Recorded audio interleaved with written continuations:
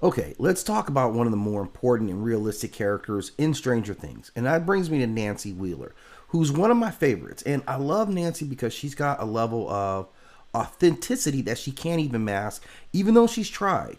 Now, the core of identity for Nancy is this investigator, right? She's not what she initially seemed to be, which was this cheerleader kind of adjacent honor student.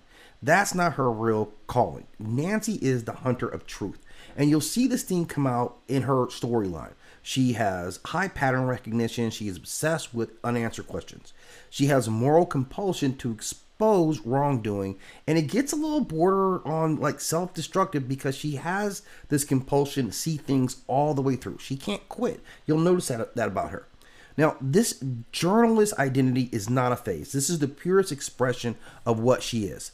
Now, she is very, conscientious. She has a low tolerance for ambiguity. She likes solid answers. And she has this compulsion towards corrective justice. She doesn't just want the truth, she wants accountability. Now, what stands out about Nancy is her resilience. Nancy does not break.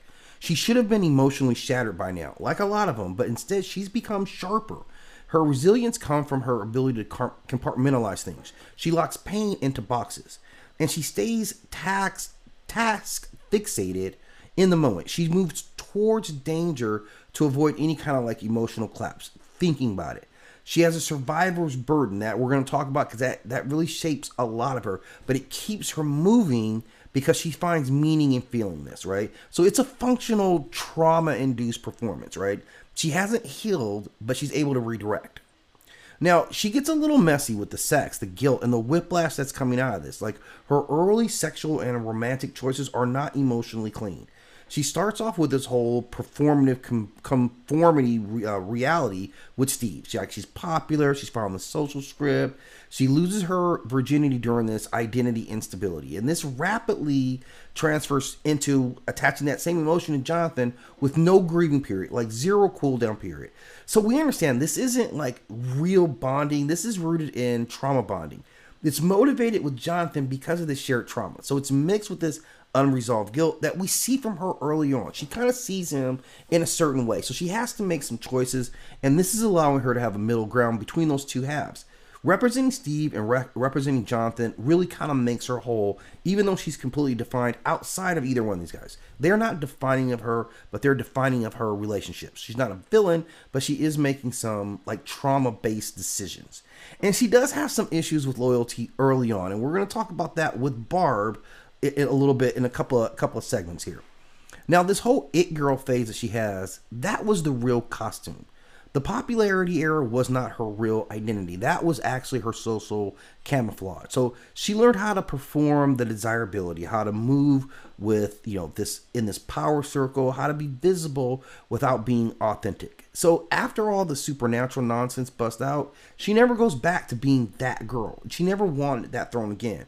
We even see Steve kind of walk away from that too. So they're both kind of learning from this. Now, she has a very specific dynamic within the crew, and that is really like a tactical commander.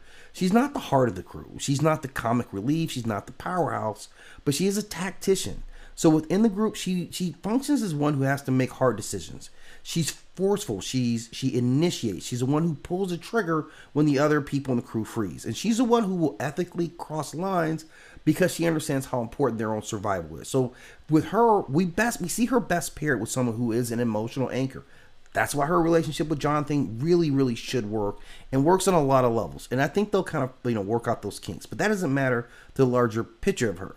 She also works with another like strategic equal, and that would be Robin. Robin has the ability to think through things in kind of some weird steps, but we'll talk about Robin's weird nature later on. And she also pairs really easily with Ellen because Ellen has all the ability, but Nancy's one who's going to think through plans. Now, by that definition, she's going to clash with authority figures, and she will not sit around and just wait for things to happen. She is an engine that keeps the mission like ugly but effective, and this is very important for her. Now, Nancy also has a lot of suffering that's going on here. Not just PTSD. That's not enough. This is a moral injury, like living with choices that violated her early value systems. Then this survivor's guilt that she has tied to Barb. Let's not forget about Barb.